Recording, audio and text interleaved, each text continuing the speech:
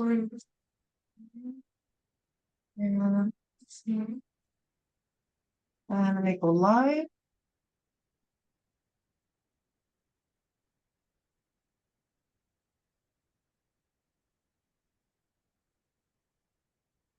Right, we've got some people here. Yay! Awesome. Okay, we're about to go live on Facebook.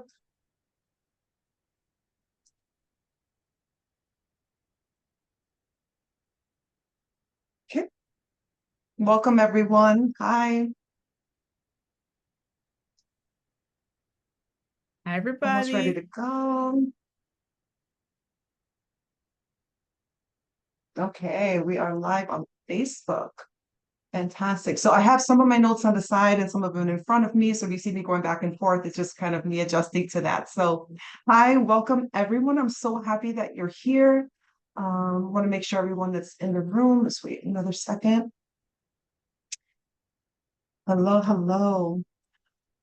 It's really warm in here. So if you see me flashing too, I got my water. Hope everybody has their water today. Mm. So welcome to Cultivating Community Health. My name is Jacque Salomon. I am founder and executive director of Cease to Aspire Foundation. We are a social justice education nonprofit located here on the unceded ancestral land of the Yakima Ottawa Pequot people, more commonly known as Phoenix, Arizona. And so I have the privilege of living, working, and playing in this beautiful, beautiful land. And I am here today with my colleague and dear friend, Dr. Marcia Gale Davis. Let me tell you a little bit about her. Dr. Davis is a quadruple board certified primary care internist and preventionist with an interest in working at the intersection of prevention, lifestyle medicine, public health, and health equity. She's committed to helping her patients and her community live healthy and dignified lives through prevention and effective treatment of preventable chronic diseases. Yes. She's also an artist and seeks to use her creativity to develop innovative public health solutions to make prevention the priority and to make it popular. And I'm so happy that this is what we're going to be talking about today, because that's like right at the root and the core of your mission and like your purpose. So thank you, Dr. Davis, for being here. And Thank you before for we jump having in, me. absolutely.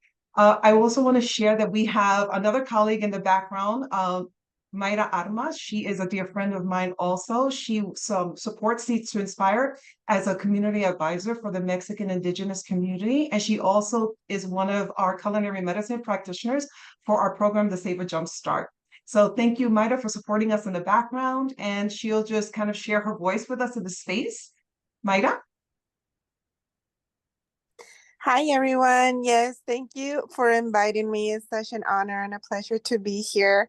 I'll be in charge of Q&A, any questions or doubts that anyone can have. I'll be here to basically allow Dr. Marsha to know, that there is someone with the question, and hopefully they get a good satisfied answer, which I'm pretty sure Dr. Marsha is awesome. So thank you, everyone. Welcome. Thank you. So please use the chat to kind of just share your thoughts, ideas, if you have any experiences you kind of want to share with us.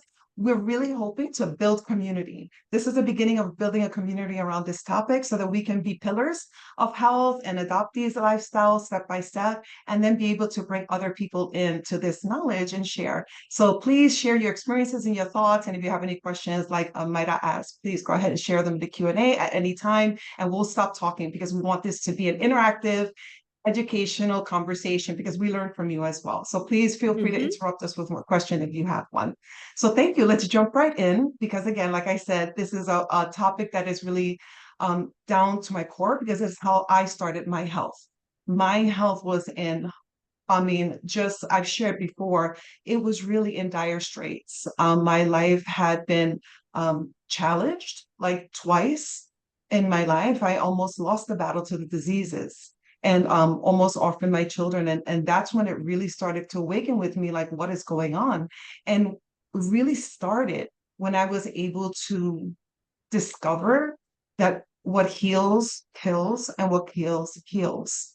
And what I was doing was feeding myself, but I thought I was giving sustenance to my body. And what was actually happening was I was poisoning myself.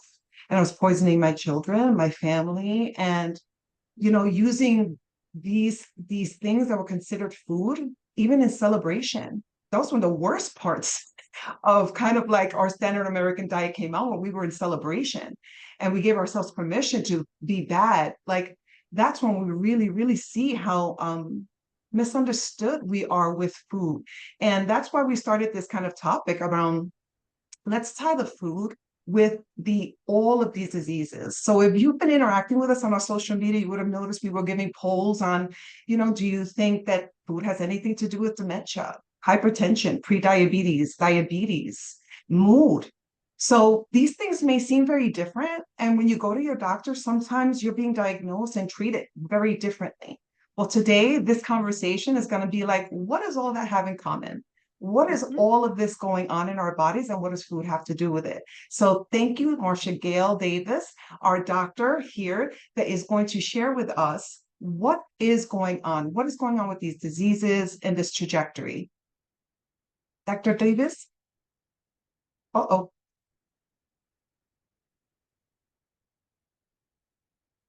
Am I frozen or are you frozen, Dr. D? Maida, can you hear me?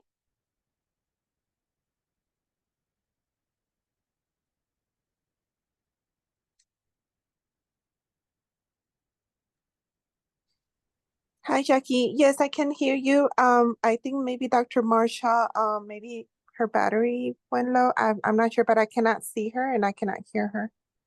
Okay. All right. So maybe that's what happened. Okay. So we're going to keep talking. So Maida, you and I, oh wait, I think Dr. D is back. Yes. Oh, you're muted, Dr. D. I'm so sorry Nothing is about going to that. stop this conversation. Right? We're going to have this That's what- conversation. That's what Nothing's I'm going to saying. impede this. We're going to do That's this. We're exactly right. determined. We have a thunderstorm over here that just started like 15 minutes ago. So there you go. So the question was, you're talking about disease trajectory in the US, is that right? Yes. And Okay. can you share with us like these diseases, Mhm. the trajectory, and specifically because we talk about it all the time, how there's so much information and our brains are always so distracted. There's so much going on. We're not really noticing how the trajectory of these diseases and what's happening. So can you share some of that with us? So, we at this point, let's actually take it back to just basic statistics. So the CDC provides this information on the website free of charge, easy. Anybody could go on there and find it. 6 in 1 Americans have at least one chronic disease. 6 in 1, sorry, 6 in 10, 6 in 10. So 6 in 10 is more than 50%. Okay, so every other person you look at has a chronic disease in the US. If you kind of bring that down to just layman's terms, or just to say, most Americans are ill. Most Americans have an illness. Wow, that's a lot. Most Americans have an illness. Most Americans are sick. That's a real concern. Just when you take it back to that, it's like, whoa. So we could just take the statistics and just simplify it. Most Americans are sick. Then we get 4 in 10 Americans have at least 2 chronic illnesses. That could be heart disease and diabetes. That could be high blood pressure and obesity. That could be fatty liver disease and whatever the case. That's almost 50%. So again, back to every other person has more than one illness. So most Americans, or at least half Americans, are really sick. So we need to take that into account. And so when we look at the chronic diseases that we have present, it's so normalized that when we hear people having diabetes, heart disease, all these things, no one even kind of has any concern anymore. It's expected. It's we're waiting to hear that. It's like, oh wow, they got a heart attack. Wow. Well, that's what's happening in older age these days.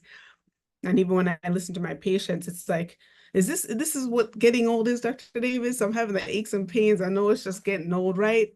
And I always counter them. I'm like, actually, it's not getting old. And they're like, really? So let me get into the conversations. But we see the trajectory of chronic disease has increased starting around the 1980s when our eating patterns became solidified. So the eating pattern started out in the 1940s with the introduction of fast food, with the introduction of convenience foods, processing, which was as a result of the Industrial Revolution. So we had all these different ingredients mixing around until we baked this cake, which was ready in 1980s with the solidification of the food culture in the US being a lot of processed foods as a part of how people actually consume food. And so we started that solidification. And then we see in the 1980s, obesity rates are established as an issue. And that has just continued to up. Following that increase, we have all the other chronic diseases that have up. Because diabetes is just is a complication of having extra body fat in many ways. Of course, there are other ways that people can get diabetes. Just the diet itself, we have some patients who are not having excess weight. They're smaller, their BMI is considered normal, but they have the presence of that fat that's around the organs, which we call visceral fat. So we see that that trajectory has followed the change of food culture. So that brings us back to these issues, why we see this trend over the time that we've observed it to increase. My goodness. And you know what I find really scary is that it's been normalized. Like you said, it's just like, oh, that's just a part of getting old. Oh, that's just a part of. And it's like, no, it really isn't. And we talked also about like the food piece, and there's so much information, misinformation on like that food and connection to these diseases. I have family members who I see are too young and too healthy and have so much life in them to be shackled with these diseases. And so to bring this information to people that is very new, how do we start connecting them to making these shifts that seem for some people like, a bit much, right? These changes that we're talking about a bit much. And I find that through education is empowerment. We talk about that all the time. When you give people the information and you watch them be able to synthesize it with what they know, you give people that knowledge, you watch that aha moment, and then you just support them to make the change. So let's go back to this. There's a lot of misinformation around diabetes, and diabetes being about too much sugar. So how can we share with people? Let's teach people really what is diabetes. So this is a perfect example, just like you said, Jackie, about the misinformation. And I actually think it's because the information that is out there is it's so superficial, it's so kind of general. People can't do anything with it. It doesn't affect anything in terms of like, okay, so how do I kind of navigate now? Right? So it's like, it's just too general. It just doesn't pique any interest into how this can be more practical. So what is diabetes? Diabetes is dysfunction at the cellular level. That is it. It is actually caused by insulin resistance. So the cause of diabetes is a cellular mechanism. It's dysfunction at the cellular level. That is the cause. The cause is not just too much sugar. The cause is actually not too much sugar, and we'll talk about that. But that's what people may not realize. It's actually a cellular issue that is compromising the way that your body functions because your cell isn't functioning properly. So at the cellular level, most basic cell 101 function is that your cell needs to take glucose from the bloodstream into the cell so that it has energy to do the work of keeping you alive and well. When that function is compromised, guess what the cell isn't doing? The cell isn't working properly anymore because it doesn't even have the basic energy to do the work of keeping you alive and well. And so your ability to be alive and well is compromised at the baseline level, because that is the most significant function of the cell, is to just be working. So I talk to my patients about it in that sense, because then they're like, oh, when people think about diabetes, they just think it's a sugar issue. My sugar's up, I got to get the sugar down. They're not realizing that the fact that the sugar is up is representing the fact that all your cells are dysfunctional. All your cells are not working properly to be able to do the work of repairing your body, making sure that you're functioning at optimal level, allowing you to grow where you need to grow. All of these things are compromised all at the same time, which is why diabetes doesn't just fall into a sugar issue, but it then affects your eyes and it then affects your kidneys, and it then affects your nerves, and it then increases risk of heart attacks and strokes. So that right there is the evidence of how it spans to the whole body. So really important. Did you want me to talk about the cause of diabetes as well? Yeah, I do, because sometimes we have, like, you have such a small window when you're with your patients to be able Right. to give them this information in a way that they can digest it Mhm. metaphorically and take it home with, like, okay, does this give me a new idea? Does this fill in the gaps to what I know? And that's what happened with me. You know, my Mhm. type 2 diabetes, I was able to completely reverse it. And that Mm. was when, you know, That when I knowledge. sat there, I was like, what don't I know? Because I consider myself an educated person. I consider myself an informed person. And apparently I'm not informed enough because I'm beholden to doctor's visits and puncturing my finger and these medications. And I'm just staving off symptoms. I'm just pushing off that are going to be eventual.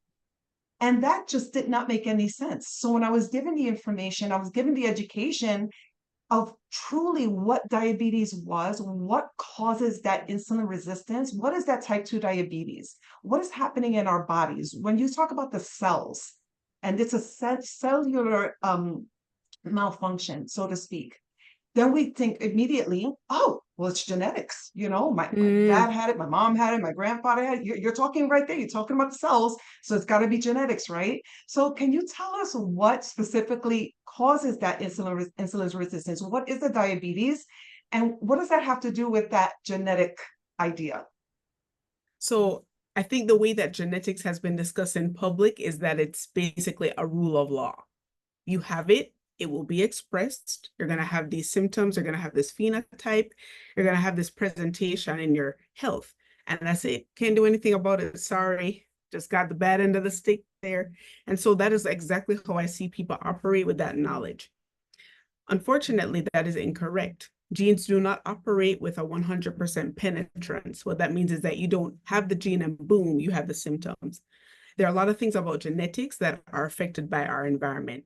The term that describes that is called epigenetics, on top of genes. So things around the environment of the cell, things that surround the cell, can actually impact the way that the genes are operating. So what's amazing about the human body is that, number one, we have a whole manual built into our cells called DNA. That's how your body knows how to make you, and it knows how to make you as a unique person, which is also amazing. So when you have different things happening, different stimulus, it can lead to turning on and turning off of genes. And that is what epigenetics is, how our environment changes the way that genes function.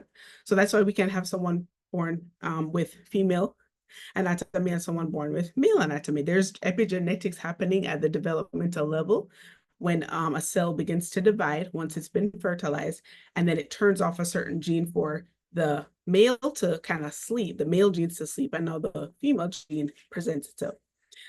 So that's the epigenetics part. No, the fact that you were able to reverse diabetes was because you got at the root cause of diabetes, which is not too much sugar. The root cause of diabetes is actually too much fat present in tissue. And so that is not normal for human organs. They do not have the capacity to be storage organs. The only thing in the human body that stores fat is a fat cell. And so what we have with diabetes is that people essentially have a lot of fat present in the organ. And because this is toxic to our organs, it creates inflammation when we have too much fat inside the organ, and it leads to dysfunction at the cellular level because it's the inflammation itself that is messing with how the cell functions. So I describe to my patients, it's like the way insulin is supposed to work is a key. And everybody uses this analogy because it's the best one. It really, that's how it is. It really works like this. Insulin comes in like a key, and click, click, click, click, click, opens up this doorway for glucose to go inside the cell. When you have insulin resistance, which is a cause of diabetes, it's like someone was chewing up gum and stuck it into that keyhole. Now you put the key in there. The key is in there, but it's not doing anything. Click, click, click, click. Nope, the clicks aren't happening. It's like click, click. right? Not working. And all of that is blocked up because of the inflammation. So then patients understand, oh, my focus should not actually be on the sugar, but on the fat content of my diet. And then it's like, what are the fat sources? Let's think about that. We got a lot.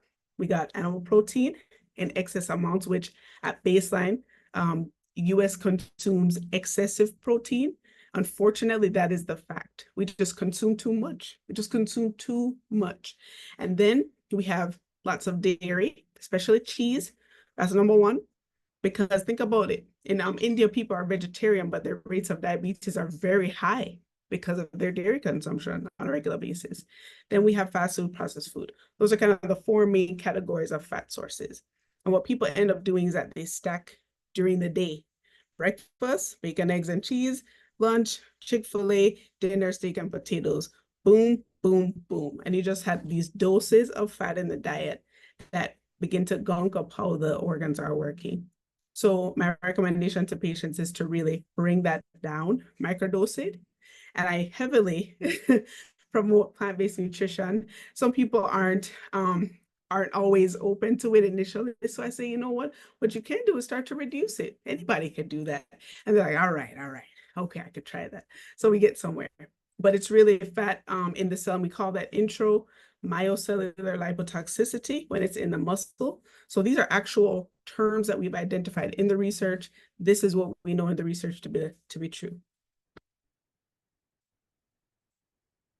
So I believe that this is a beautiful segue into kind of like the other topics when we talk about food and that question of like, oh, well, so I just changed my diet and everything's supposed to just go away or it's going to cure everything. And it really is getting down to the root cause. So how does what you just shared with us, how does that relate to like mood, for instance? And then we'll go to the other ones because it does relate to hypertension. And specifically, like you talked about the fat storage. So how does that affect like non-alcoholic fatty liver disease? Are all these things really interrelated? 100%. Because think about this, and we'll get to this conversation at the end about Alzheimer's, but they're all related to the same type of cellular dysfunction. There are different processes of cellular dysfunction that are happening on a regular basis in people's bodies. And it's because of the lack of help that these cells need that they're not getting because people are not able to take in enough of those nutrients from plant foods. So your cells are like, it's like a machine, it's like a car. And it really requires materials. It requires nuts and bolts and specific nuts and bolts. It requires parts. And when you're missing those parts, those machines are not functioning properly because they're literally missing like a key part. And so when we don't have those different pieces of the cell, we could just think of our bodies as kind of on the road driving, but there's smoke coming out to the front of the hood and there's like clinks and clanks that you're hearing, in the middle, and then the wheels kind of making noises and maybe the wheel might fall off on one side. And we can think of that as the case when we're walking around. So the cellular issues or dysfunction include chronic inflammation, oxidative stress. We have lack of repair that's happening with DNA. You have insulin resistance. You have telomere shortening. There are a lot of different things that are happening at the cellular level. And we're not able to intervene on a daily basis to repair and to quell these types of processes because they're just doing their thing as your body would do. But when it doesn't have any help to kind of clean that out, as you would if you're cleaning your garbage out, which we should do very regularly, in this instance, it's almost like your body's producing all these things and no one is taking the garbage out. So the garbage is just piling up in your house. And that's why I try to explain it to patients. It really is like that. So they're all related because the same cellular dysfunction that's causing them, it's the same across the board. Fatty liver, chronic inflammation from excess fat in the liver where excess fat is not supposed to be. The liver doesn't have this job of storing. So it's like, I don't know what we're doing here. I wasn't built to store fat. So I'm I don't know how to do this job. Inflammation. insulin resistance, diabetes, heart disease, insulin resistance, chronic inflammation, oxidative stress, all together.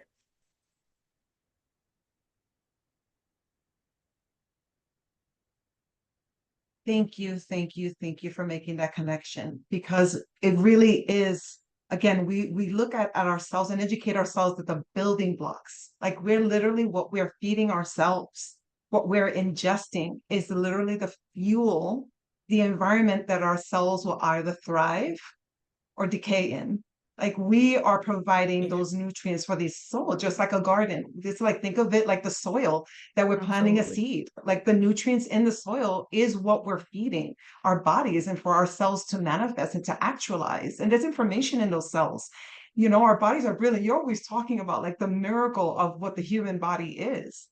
So can you bring us back to kind of like, we have a question that was about movement and does movement help? And if you can clarify that question further, that would be great. But if my understanding is, does movement affect what you're discussing? And in my coaching, I always meet everyone where they are. Like, where do you want to start? Where are the pillars? Can we apply it into your life right now? But I find it really helpful, at least for myself, when I start with the nutrition piece, because I'm able to detox my body while also providing vital nutrients and energy to my cells that motivate me to kind of go off for that walk, motivate me to kind of lift those light weights, like gives me that extra energy.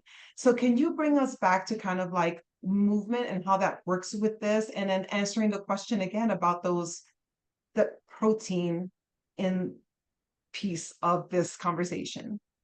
So, I just think about your story, which I sent to like, it's on my list of patient inspirational stories. I have it for people improving their health. I'm like, you need to watch these videos. And this person is my friend, and she did a wonderful, a wonderful thing in her life. But you took that pathway of actually creating the environment inside your body. And that's what you did first. You actually said you didn't really exercise for the time that you lost so much of that weight. And that was because you started shifting the internal environment first. And then after that, you had energy to move. So you wanted to move.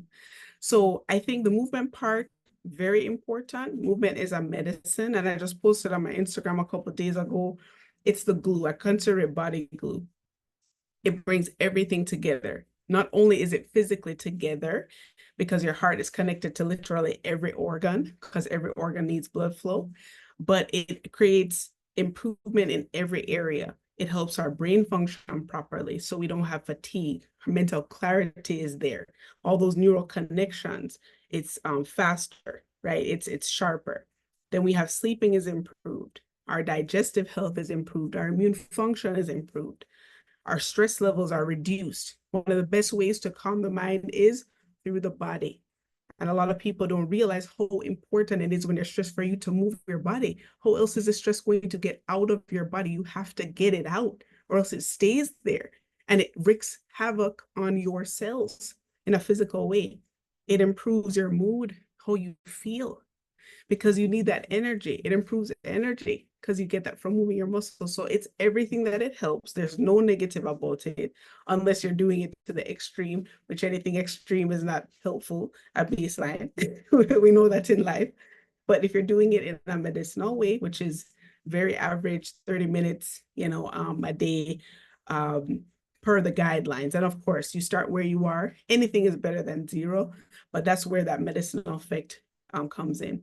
So it's very important. And what I would say is, just like you did, I think you had the perfect example. You start with changing your internal environment, and then you just listen to what your body's saying, because it leads you back to where you need to be. And you'll start to have energy to do more. Thank you, Dr. D. And I believe that there was a clarification on the question. Can you see that? Oh, MCV, is that okay? Okay, got it. Could you read the MCV question for us? levels. So the question is about MCV levels on labs. I have high MCV levels and curious about how this potentially plays a role in chronic diseases. So MCV stands for basically volume of your blood cells. Let me get the actual definition for you, or the acronym. Okay, mean corpuscular volume. That is essentially the volume of your blood cells, your red blood cells in particular. And so all it indicates, it's not something that we use as a type of screening test or alone. It's a battery of tests that we do for testing what your blood levels look like. MCV in particular is the size of cells, and red blood cells in particular are the ones that are sensitive to being either high or too low, because they could be anemic and lacking iron, so they tend to be kind of weak looking, they're faint in color, their size is small. And then if they're higher, which is a MCV that is higher, then there may be some other issues going on. There might be some nutritional deficiencies like B12 deficiency that lead to a larger cell, because the cell is kind of dysfunctional. Now, we should also put in context, when you have labs done, this is basing it off of averages, and not all the time when you have an abnormal test does that actually mean that you have a true abnormality, because everybody is different. And as humans, we have to look at the context. I have some patients, their labs are technically abnormal, but when we look at what's going on, they're like right on the borderline. Everything else is fine. They have no symptoms. So they're probably erring on the higher side because that's their normal. That's just where they live as a person. So there's no direct connection to an illness in terms of MCV being elevated causes something, but it can indicate potentially some vitamin deficiencies in the context of you having evidence for that, whether it be symptoms or the rest of your blood test looks abnormal as well. I can't speak too much detail on it because that's all the information I have, and I don't want to, be counseling you as a physician in that way, but definitely review and ask your doctor that question so they can give you a good answer for your specific, issue. Thank you, Dr. D. Thank you. So that brings us to the mind-body connection, because we talked about mood. You mentioned mood, and part of our social media was to share with people, let's bring some awareness to this mind-body connection and how food relates to that. And you kind of showed us this beautiful image of like this highway that connects our gut and our brain. So can you help us truly understand again, what does food have to do with like mood? So food is so important because it comes back to what is food. And this is what we were talking about off air, just the importance of even understanding what is food. And I talk to my patients about this, and I really express having a moment of reflection on what food is supposed to do. If you go to the dictionary, the definition of food actually says that food is for the growth of a human from childhood to adulthood. It's for the maintenance of health over the course of life, and it is for repair. So that is what food is supposed to be doing. It's fuel for the human body to take care of a human throughout their lifespan. So I tell my patients, if what you're eating is not doing one of those three things, we actually have to reassess if we can call that food. Because if it's causing you to gain weight, or if it's creating inflammation in your body, then we have to really assess if that is food. Because food is not supposed to hurt you. Food is not supposed to harm you. It's supposed to heal you. It's supposed to help you stay healthy, help you be healthy, help you stay healthy, help you return to health. So I talk to my patients about that, and I see some light bulbs are coming on, the clicks like, you got a point there, Dr. Davis. And then we go into just describing the differences with foods that are whole and how they operate in your body, and foods that are processed and how they operate in your body, or foods that have kind of taken up more of a dominant spot. They've taken up too much rent, too much space in our health house, and they're really not supposed to be there. They're supposed to be like in the corner, but now they're taking up the whole living room, and it's like, I can't even sit down to watch TV, but some of these foods are taking up our space in the living room. So we have those two types of categories. And, oh, Jackie, are you still there? I just want to make sure you're good. Okay. Okay. So with the food question, the food concerned with processing, here's the thing. Whole food is designed to communicate signals from the stomach to the brain because your gut has a direct highway to the brain. We call that the gut-brain axis. Type it in Google. You'll find all the answers to what that means. There's a connection between our gut and our brain. We have the same types of receptors that live in the brain that also live in our gut. And your gut includes all the way from your esophagus, your mouth actually, all the way to your esophagus, into your stomach, into your small intestines, into your colon, all the way outside. That's the gut. So we have receptors called serotonin receptors that are present here and are present here, which is why if anyone has ever been on an antidepressant or anti-anxiety medication, you could have side effects from starting the medication where you have some gut instability, you start to have some diarrhea, feel a little nauseous. Things are affected here when the medication is supposed to be affecting here. So back to the purpose of food. When food is processed, it is not the same as it was structurally in its natural form. So it doesn't do the same things. Here's a perfect example. If you sit down to eat and I give you 3 whole baked potatoes to eat in one sitting, could most people eat 3 whole baked potatoes? I would say most of the responses I get from patients are that wouldn't work out. It's too much. I would feel full after probably the second one. Okay, so 3 whole baked potatoes, too much. Maybe even 2, maybe even 1. But then I say, can you eat a whole bag of chips in one sitting, in one day? Most of us, I know I've done that. I've been back. I've done that. I've done Cheez-It, box of Cheez-It. We've all done it.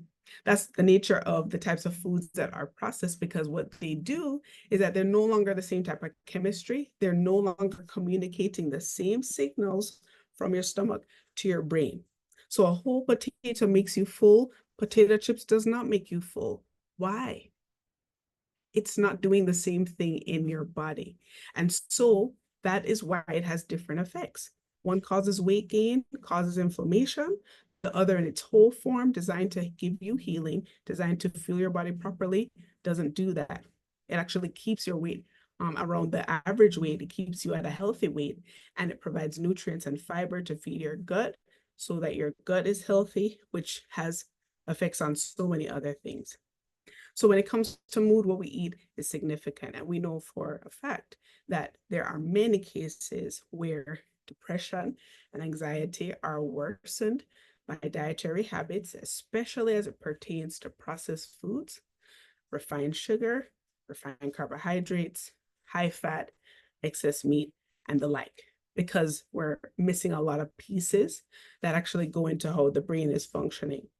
And then it also brings us to the fact that the brain is not just some ethereal, abstract thing. It is an organ, just like everything else. Your skin is an organ, your mouth is an organ, your liver is an organ, your heart is an organ, your eyes are organs, and your brain is an organ.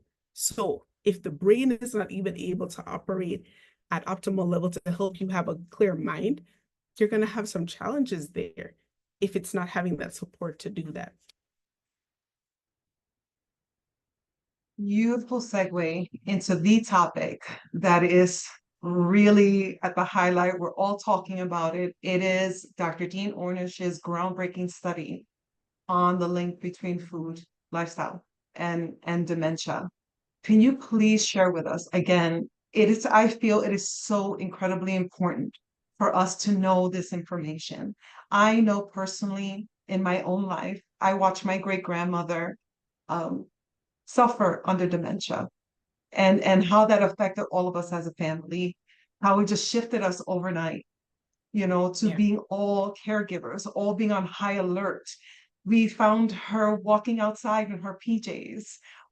One time we joke about it, but we one time found her outside, and with the kids outside, and someone had given her a cigarette, and we were like, Mom, what'd she get outside, and what's she doing smoking a cigarette? It was like it brings us to this hypervigilance state, which then affects the family members, and that kind of chronic stress that we'll talk about, in future conversations about that chronic stress and health. But this is a ripple effect. And so this information I find is so completely impactful because it is affecting our community. This is a trajectory that we're seeing more and more and more and younger and younger and younger. And again, I'll share in another time about how these kind of diagnoses snuck their way into my family and were reversed. So can you please share with us what that study was? What is Dr. Dean Ornish? What did he work with? And what did he discover? And how does that affect us specifically with the equity work? So it's really interesting because this study was published just last month, and he's been working on this study since 2018. And so essentially, Dr. Ornish is based out of UCSF at this point. He has his preventive medicine research institute, and they collected patients from 2018 to 2022. Unfortunately, one of the issues is that during the study, guess what happened? 2018 to 2022. Okay, so recruitment was actually supposed to be for about 100 patients, but they had to cut it by half because recruitment was challenging because of COVID. And you know how that goes. I mean, there were challenges just in general across the board. So there were limitations in terms of the amount of patients that they actually wanted, but they had about 51 patients, divided them into two groups. One group was given this lifestyle intervention, which was multifactorial, which was all of the lifestyle pillars that we talk about: stress management, whole food, plant-based diet, regular exercise, and support. So that's the connection. The other group was just allowed to kind of continue as they were. And this was for about 20 weeks. So they had a bunch of assessments, cognitive assessments. These are validated questionnaires that they used. They actually wanted to do MRIs and PET scans, but because of the COVID issue, it put a wrench in having some more, robust data that they really wanted, because all these previous studies had used those type of tests to show regression of things like atherosclerosis in blood vessels after going through a lifestyle transformation. So we saw that cardiovascular disease could be reversed, and he was basically the first one to prove that. So he basically was applying the same question. We thought that heart disease couldn't be reversed. Now we know that heart disease can be reversed. And just as we had talked about, Jackie, all of those basic cellular dysfunctional issues, right? We have all these things happening at the cellular level that are the same things that are part of Alzheimer's disease pathways. So if it was able to do it for heart disease, can it do it for Alzheimer's? That was a question of the study. So I just want to show you something really interesting. We know atherosclerosis, which is blockages of blood vessels, are the cause of heart disease. I want to show you some images of brain blood vessels in patients who are healthy versus those who have Alzheimer's. Let me go ahead and share my screen just for 2 seconds here. Okay, can we see this? All right, so this first one, can we see this? You guys are good? Okay, so this first one, these are blood vessels. Clear, clear, clear, clear. You see each of these blood vessels, it's like just a beautiful channel, right? Nothing in there to block. So this is what a normal blood vessel should look like. Now we look at a blood vessel that has atherosclerosis. As you can see here, there is significant blockage across the board on all of these blood vessels. This one, I mean, it's probably 70% blocked. Most of them here are probably about 60, 70% blocked. These are blood vessels found in Alzheimer's patients. And so we found that atherosclerosis is a significant part of the pathway to Alzheimer's. Think about this. Alzheimer's is a disease where these weird protein plaques develop in the brain and create dysfunction with how the brain actually functions. And when we think of those plaques, we should think of it as garbage developing in the brain. So the blood flow is not good enough to the brain to provide the proper nutrients to allow for the brain to be able to take out the garbage. So the garbage builds up, and we get that because of lack of blood flow. So that's pretty profound. And so when it comes to Alzheimer's disease, this paper actually showed that when patients went on a whole food plant-based diet, they worked on their stress management, they were exercising regularly, and they were in community healing together, the numbers actually improved. for people who had cognitive impairment. Now, we should know that the impairment was not severe. It wasn't really bad, which is like moderate. It was mild. But they said, let's just start somewhere. Let's see if it could do something with mild. And so they found that it actually showed improvement in patients who had mild cognitive impairment diagnosed by their physicians. And those who were on the other side, the control group, who didn't have any intervention, got worse. Their numbers got worse, their assessments got worse at the end of the 20 weeks. So I think that's profound. And I think it helps us to kind of see, there are pathways here that we haven't even uncovered because the studies haven't been there to help us to see the power of what we do on a daily basis to improve our health.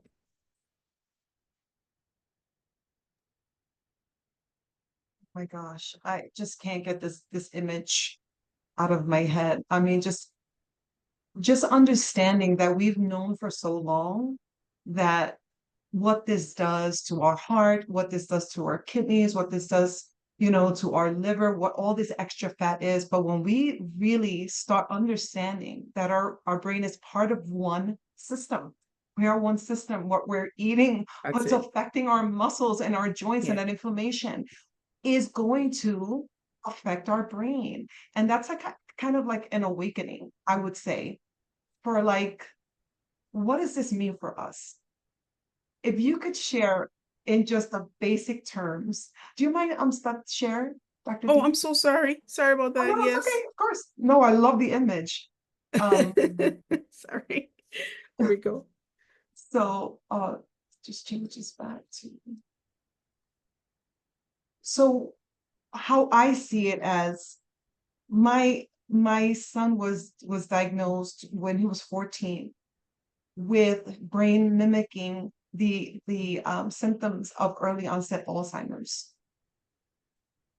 That is the scariest thing, because that was still at a time when it was like, what does this mean? What do we do? And through the power of food as medicine, we were able to reverse all of those things.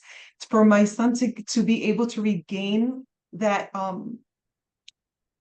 that validation, that his ability to face this world was not compromised because he was inhibited by things that he couldn't express himself cognitively. He couldn't articulate himself. His memory was compromised. Is this just how he had to live? No, it doesn't have to be how we live. And I think about, if I would have known this when my great-grandmother, I was a teenager when this happened. I can laugh about things that happen now 25 years later, but at the time, it was devastating to watch. Devastating. I had another grandmother who passed away from catatonia. You're talking about that food, mood, all of that connection. So what do you share with people that are just kind of knowing this? What is like the basic message when we're talking about food and those functions, how you share with us what food is and all these different disease manifestations? You have power. You have power.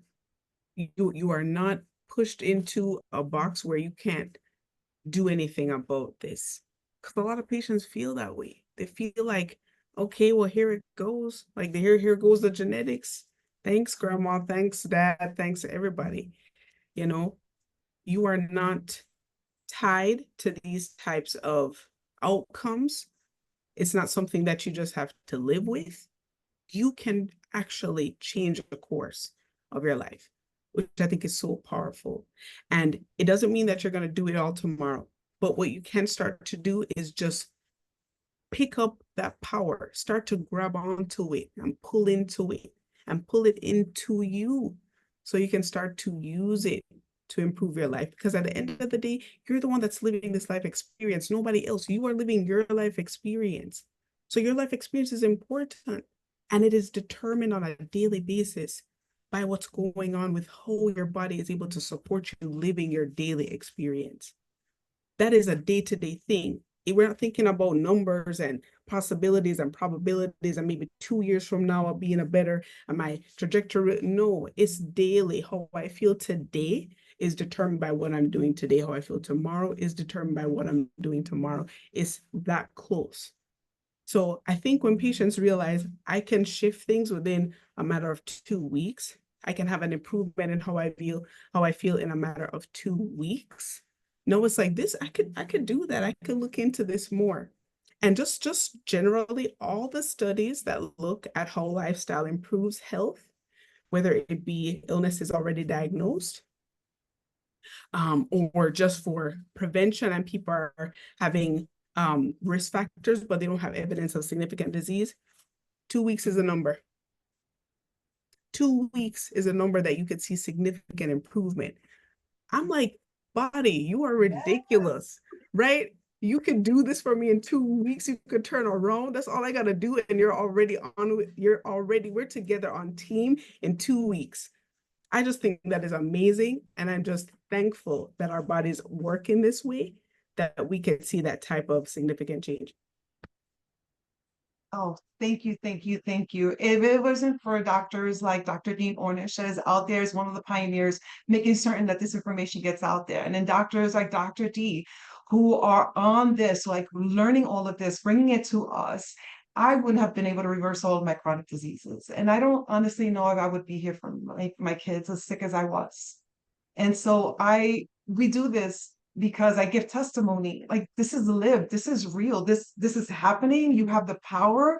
It can be done and it will be done. And we can do it together. We're hoping to come together to continue to have these conversations specifically about the intersectionality. We're not really understanding how so many of these things overlay each other, and their solutions at all of these intersections. There's a lot of things that have hurt us at these intersections, and there's so much beauty and there's so much power and there's so many solutions and clarity at those intersections. So we're hoping to continue to bring all of these connections forward and these conversations and build community. Oh, Keisha has a question. Oh, Keisha has a question. Oh, Dr. D? I think that's the question that we saw. The only one I see is the MCV question. Am I looking at the right thing? Okay, yeah, I'm just looking at, yeah. Okay, no, that was an old one. Thank you. Thank you, Maida.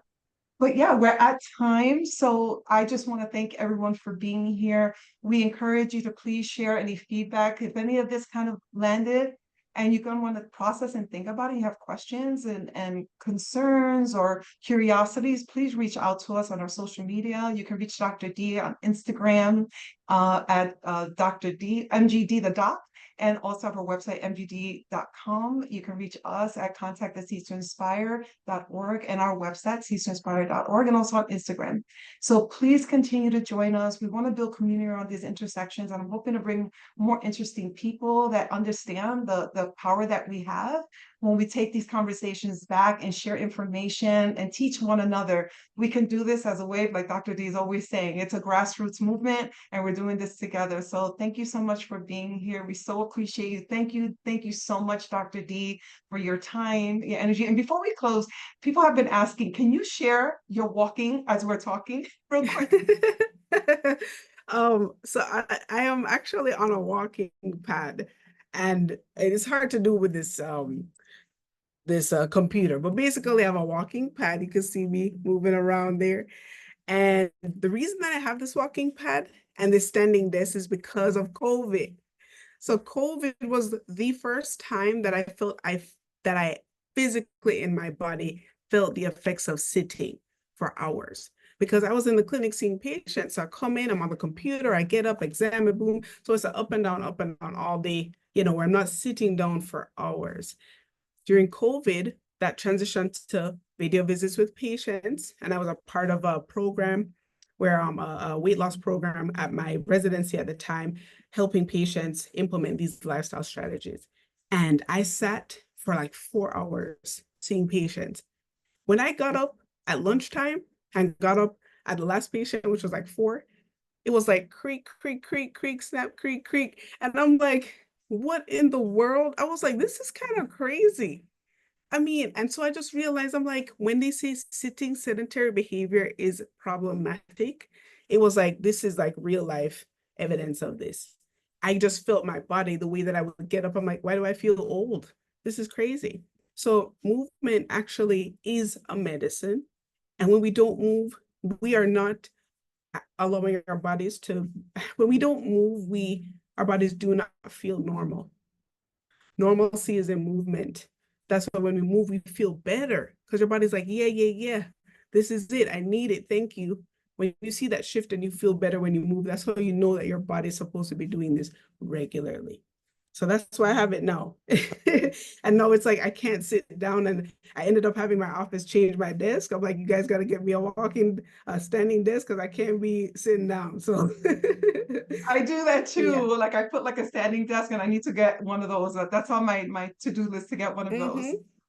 Before we close, we do have a question about the recording. Yes, the live will be on Facebook Live, and we're also going to be adding this recording to our YouTube channel. So if you find us on YouTube, Cease to Inspire, this recording will be on there, and you'll be able to share it and invite people. So please like and share. And again, let us know what topics you'd like us to talk about. We really want to continue these conversations and talk to you. So let us know what other topics you'd like for us to bring to you and share with you. So thank you again. Thank you everyone for being here. Thank you, Dr. D. Until next time. Thank you. Thank you. Bye. Bye, everybody.